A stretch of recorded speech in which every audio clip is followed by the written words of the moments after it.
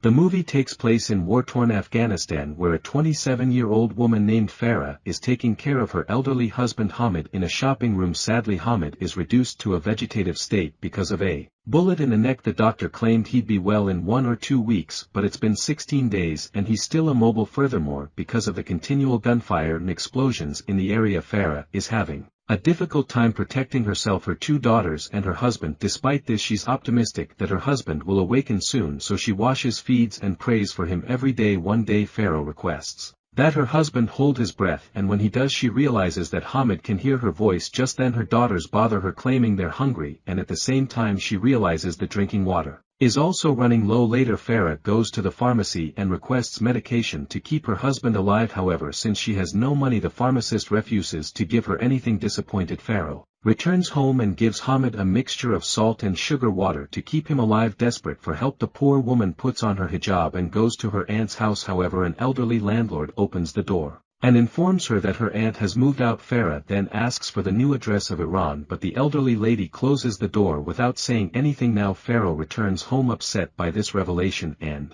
informs her husband about it. Furthermore, she tells Hamid that his mother and brothers have abandoned him due to the dread of bombings. This makes Farah upset as well because he remembers Hamid being shot after getting into a confrontation with someone for insulting his mother. That evening Farah burns a kerosene lamp since there's no electricity in the house. The daughters ask her why their father's so upset with them. However, Farah informs the girls that dad is not furious and that he's simply sick, but he'll be fine soon. The following morning a healer arrives to see the injured man, but since Farah doesn't have any money she refuses to let him into the house, claiming she's dirty and on her period. Realizing that he can't see the injured man, the healer says he'll pray for him and promises to return in a few days. Sometime later Farah hears an announcement throughout the city calling for people to gather at the mosque to get guns and protect their city. Realizing that an attack is imminent, she quickly gathers her girls and heads to the bomb shelter where other neighbors join her. Farah doesn't carry her husband there, so she just prays and hopes he survives. Locals in the bunker listen to the radio and hear the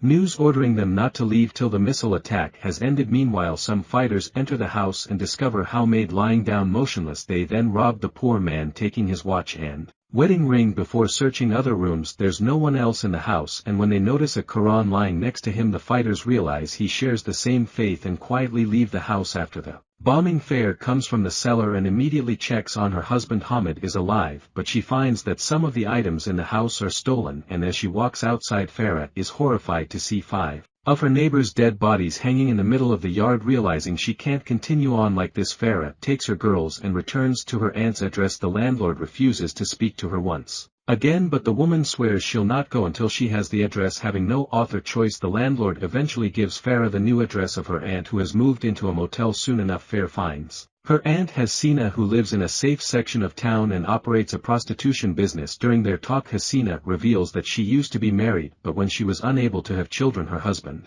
sent her to care for his parents, but after discovering she was infertile, her father-in-law kept taking advantage of her until she was forced to kill him in cold blood. After some conversation, Farah returns to care for her injured husband after leaving her children in Hasina's care. Despite the difficulties, Farah is committed to her Islamic principles and does not wish to abandon her husband at home. Farah begins to feel quite lonely, and she continues to converse with her vegetative husband alone. She says she understands why their relatives departed, since they were aware of the impending war and the house was directly in the line of fire. She then scolds her husband for failing to inform her and the children about their imminent danger. Farah claims that if he died, one of his brothers would have married her and she and her children would have been safe. She also discusses how she was never happy during their 10-year marriage. Farah says that she had to marry at the age of 17, but because Hamid was gone on the battlefield, she had to get married to a paper photograph and dagger of him instead of a real person. Farah describes how her father was a gambling addict who always disregarded his daughter. It was okay if he won the game, but if he lost, he beat her and kicked Farah and her mother. However, one day, after losing all of his money and property, her father had nothing left to lose. He then sold Farah's sister to a middle-aged man in his 40s. Therefore, Farah considered herself fortunate that even though she's married to an old man like Hamid, he's still a war hero. However, while Hamid was at war during their marriage, Farah's mother-in-law was in charge of her life. She used to sleep with Farah every day to protect her virginity, which made her uncomfortable. Meanwhile, her brother-in-law would often sneak outside her door to watch her bathe. She was terrified of them, but Farah could only pretend she didn't know anything because her mother-in-law would accuse her of being bad if she ever complained. The following day, Farah returns to Hasina and informs her that she's unable to stop talking and dreadful truths to her paralyzed husband. Hearing this, Hasina tells her about a patient stone to which one can speak in order to reveal all their secrets and hardships. When all is said, the stone explodes as if the person's trauma has been passed into it, and that person is relieved of their melancholy state. And since Fair has been telling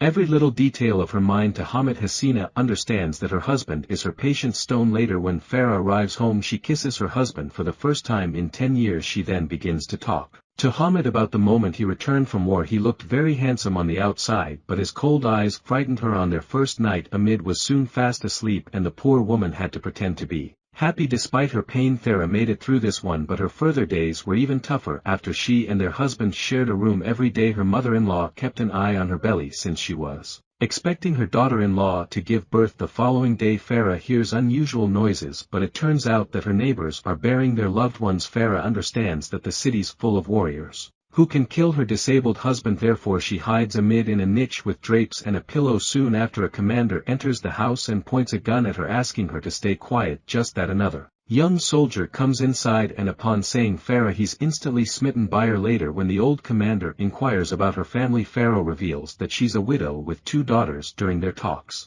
she reveals that she was a prostitute who sells her body to support her 2 daughters. Hearing this, the commander becomes enraged and begins lecturing her and calling her names. He then spits in her face before walking away. Later, Farah visits Hasina and tells her what happened earlier that day. Hasina claims that she did the right thing because those people would have taken advantage of her if they'd not known she was a prostitute. According to their beliefs, sleeping with a prostitute woman is exceedingly shameful and repulsive, but sleeping with a noble woman is somehow a matter of great dignity. Hasina that invites her to spend the night, but Farah declines since she needs to care for her husband. The next day, Farah is startled to wake by a loud noise and notices that it's the young soldier from yesterday. The soldier then asks her how much she charges, but Farah insists that she's not a prostitute. He then dumps money on the floor and forces himself onto her. However, he only lasts a few seconds, and she realizes that the boy has never been with a woman before. After the guy leaves, Farah sobs all alone, feeling horrible, and then goes to the bathroom to wash her shame away. Later, Farah vents her frustration and talks about the soldier to her husband. She then takes her earnings and goes to buy water and medicines. The next day, the young soldier reappears and offers Farah some more money in exchange for sleeping with him. This time she agrees and takes him to her room willingly. Farah later confesses this to her husband, knowing that if he were healthy right now he would have killed her. She then claims that Hamid was never good in bed and didn't care about her desires, but this soldier is learning and getting better. The following day, Farah notices that someone has repaired the fence of her house. Once again, the young soldier